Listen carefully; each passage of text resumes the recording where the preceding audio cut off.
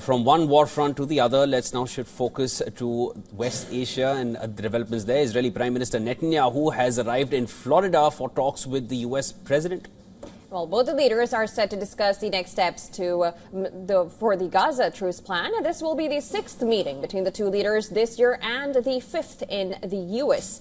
The meeting is scheduled at Trump's Mar-a-Lagos estate at about 3:30 p.m. local time as Washington looks to create fresh momentum for a U.S. brokered ceasefire in Gaza that could be in danger of stalling out before a complicated second phase. A wide range of regional issues are expected to be discussed, including Iran, talks on an Israel-Syria security agreement, the ceasefire with Hezbollah in Lebanon, and the next phase of Gaza deal.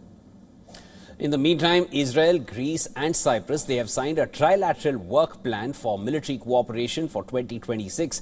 And this is in a move that further deepens security coordination among Turkey's regional rivals in the Eastern Mediterranean. According to the IDF, the agreement also includes bilateral work plans between the IDF, Greece Hellenic Armed Forces and Cyprus National Guard, and covers joint exercises and training, working groups and strategic military dialogue on shared security challenges.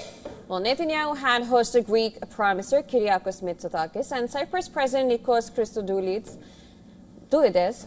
in Jerusalem last week in a bid to deliver a pointed message towards Ankara. On the other hand, Hezbollah has accused Israel of failing to abide by a ceasefire agreement which was reached last year. Hezbollah leader Naim Qassem said that the move to disarm the group in Lebanon was an Israeli-American plan, accusing Israel of failing to abide by a ceasefire agreement which they arrived at last year. Disarmament is an Israeli-American plan to demand exclusive arms control while Israel is committing aggression and US is imposing its will on Lebanon, stripping it of its power, means that you are not working in Lebanon's interest, but rather in the interest of what Israel wants.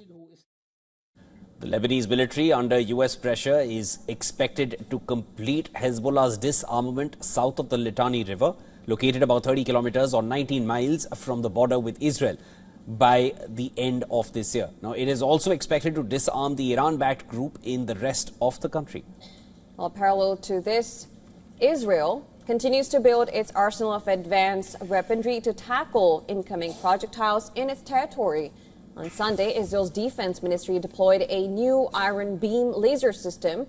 Now, the system was delivered to the Air Force at a ceremony in northern Israel to help it intercept aerial threats.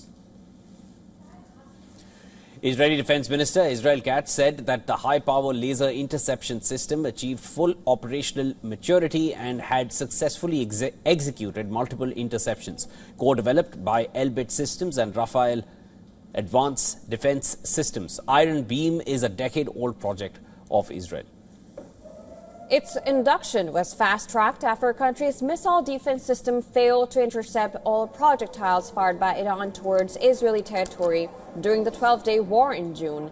Israel has since acknowledged being hit by more than 50 missiles during the war with Iran, resulting in 28 deaths.